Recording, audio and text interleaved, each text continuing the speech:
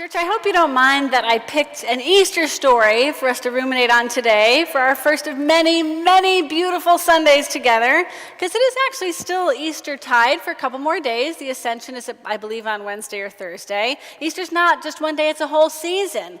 And some of you church nerds out there might actually know that today is Orthodox Easter, so a number of our Christian siblings are finally getting to their feast day, including Amare, our parking lot attendant and facilities angel, who's been the face of God for me every single time I've come to visit you. So if you need any further encouragement to keep the Easter feeling going, I hope I've given you enough. One of my favorite things about the Easter stories, all those resurrection appearances, is not the drama of Jesus coming back from the dead. It's the comedy. There's such a carnival element in all those scenes. There are dignified adults running pell-mell like little kids to and from the tomb. There's multiple cases of mistaken identity. And what probably seemed like the biggest joke to the first century patriarchy was the women got to see Jesus first. Talk about unbelievable. Amen. I love most of all Jesus' affect through the whole thing. He saunters, he sneaks, he snarks, he's sarcastic. He can barely conceal his glee at having put one over on death and on his disciples. On Good Friday, he was serious as a heart attack. But now he is all lighthearted banter. Though inside his banter, as always, there's a bit of a barb, like when he asked Mary in the garden when she thought he was the gardener, "Mary, why are you crying?" Or when he asked Peter at breakfast on the beach, "Peter, do you love me?" "No, I mean it. Do you really love me?" "No. Tell the truth now. Do you love me?" And today he gets to play a great joke on two of his B-list disciples as they walk along talking. He plays dumb. He says, "What are you talking about as you walk along?" As if he doesn't already know he's Jesus. This story is a story about imperfect vision. In spite of everything he's told his followers and taught them, in spite of physically showing up in the flesh, these people who have been following him for years still do not get it. They do not see. The nice thing about getting to read this story after the fact is that we get to see everything and we get to feel superior because we're in cahoots with Jesus. We're in on the joke because we see everything the disciples don't. Now let me tell you a story about perfect vision. My paternal grandfather was a lion of a man. I looked up to him so much, literally because he was 6'5". He lived far away in Texas, which, as far as I was concerned, was a different country from Massachusetts, and we only saw him once every couple of years. He was an engineer for Texas Instruments, and he wasn't a medical professional, but he'd earned the nickname Dr. Finney because of his passion for old-school alternative medicine. He wasn't a religious man, but our Puritan DNA was still very much alive in him, in his work ethic and his no-nonsense renunciation of the soft enabling of inventions of the modern world. He believed there was very little that hard work and mega doses of vitamin C couldn't cure. When I was 16 years old, I failed an eye exam. And my grandfather heard about this and told my father he could save hundreds of dollars on glasses if he made me do eye exercises to restore my vision.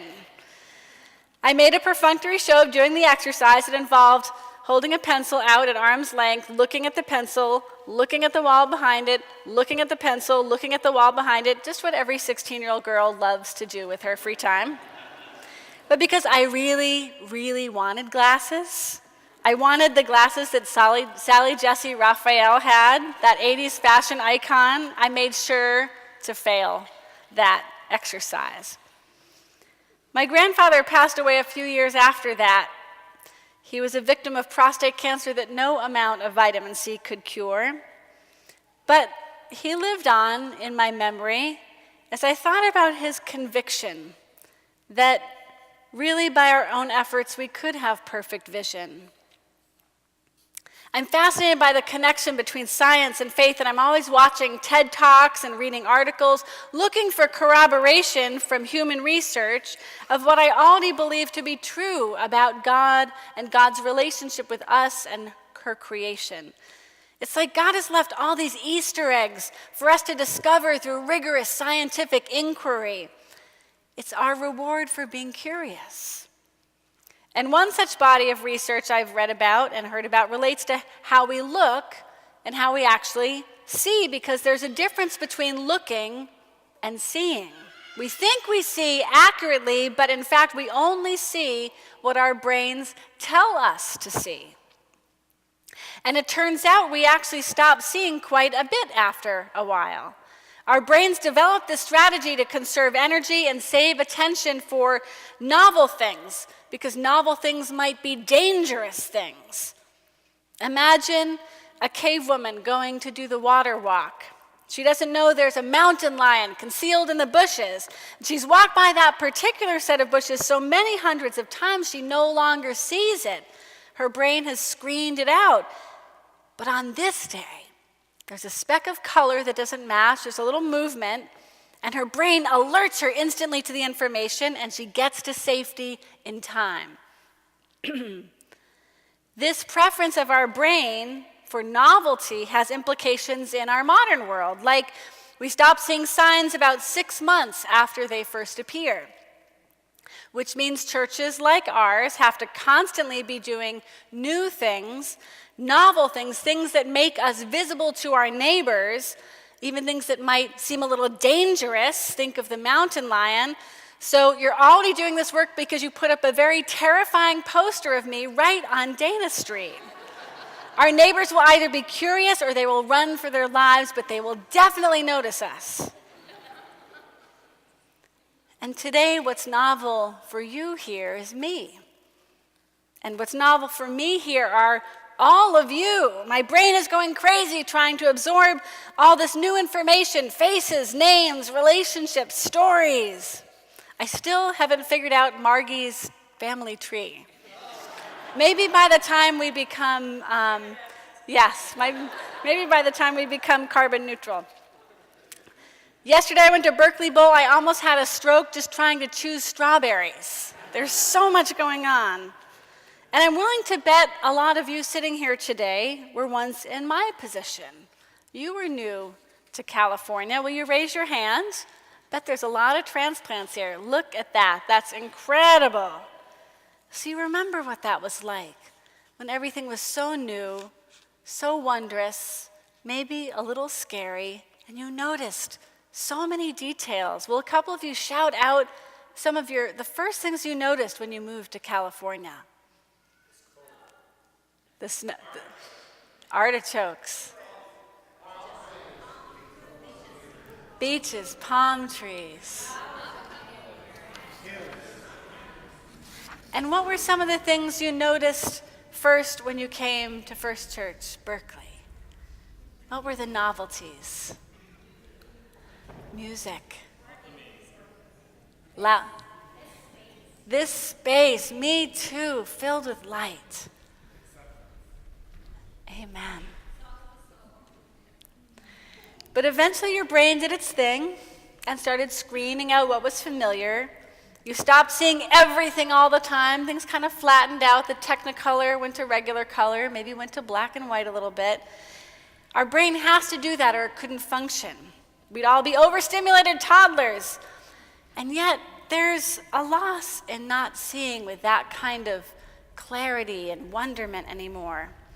It applies not just to Berkeley Bowl, but to our beloved's face, to the strangers on the train, to many creatures and aspects of creation that deserve our wonder and seeing. There's another thing I've learned from those who have studied looking and seeing that I want to tell you about. It's called selective attention bias. The most famous example of this, if we can get up on the screen, is the Invisible Gorilla YouTube video. Anyone seen that? Raise your hand if you've seen the video. Oh, well, a lot of you are at the 9 a.m. service, so naturally. The viewer sees 6 people playing basketball, and the viewer is asked to count the number of times the players pass the ball. But they're so busy concentrating on the ball, half the people who watch the video do not see a person walking through the frame in a gorilla suit. Half the people. And now you guys were so busy listening to me and watching the video that you didn't see Rachel walk by in a gorilla suit, did you? No. Okay, I'm kidding. But you get the point. Every day we fail to see things that are right there. There's so much we miss because we look, but we don't necessarily see. This is true of our physical sight, and it's true of our spiritual sight. Because most spiritual insight, in fact, is spiritual hindsight. Just like those disciples on the road to Emmaus, we only realize how and when God was with us after the fact. Now, there's a line in the Emmaus story that might put a little spin on this idea of seeing and our agency. It's almost thrown away. It's stuck there right in the middle. The Bible says Jesus himself came near and went with him, but their eyes were kept from seeing him. It suggests that it wasn't their fault that they couldn't see. It doesn't say why. Was it the selective attention bias at work, or did God herself have a hand in their not seeing? Or maybe it's the same thing. God is at work in our neurobiology. But the fact is, those two didn't expect to see Jesus, didn't think it was possible because he had died. They had seen it with their own eyes, and they just couldn't believe the impossible. Or maybe that's not entirely accurate. Maybe it was a kind of partnership between them and God, which is closest to my theology. I believe God is always asking us to be co-conspirators in this great comedy drama of life, because the disciples did do something to enable them to see Jesus. When night came and they arrived in the village, they put away their own preoccupations, their own grief and sorrow, and they looked to the need of the stranger in front of them.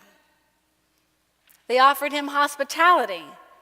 They ate together, they communed, and when they did this, they were rewarded. They got the thing they most wanted, their friend back, when they set aside their own wanting. What's that Jesus said? If you lose your life, you'll find it. I've been rereading the poet Annie Dillard's Pilgrim at Tinker Creek, a book about her year of looking closely at the wildlife around her rural home. And this one passage floored me. It's in the bulletin. She said, "I've been thinking about seeing. There are a lot of things to see, unwrapped gifts and free surprises. The world is fairly studded and strewn with pennies cast broadside from a generous hand. But, and this is the point, who gets excited about a mere penny? I'll tell you who gets excited about a penny. 4-year-olds, because they're broke. So even a penny means a lot to them. And some of those 4-year-olds are worshiping with us today. Kids, you are really good at seeing the way Annie the poet sees. At seeing everything in bright color and detail and juicy joy. At seeing the pennies that God has planted everywhere, because everything is new to you. You're not distracted or jaded yet like some adults I could name. Because a lot of us adults only really start seeing again in that amazing way, the poet way, the child way, the disciples at the communion table way, when we have some kind of major transition, a loss, an accident, an upheaval, a move cross country. We often don't choose this kind of change because it's scary, and so God has to thrust it upon us.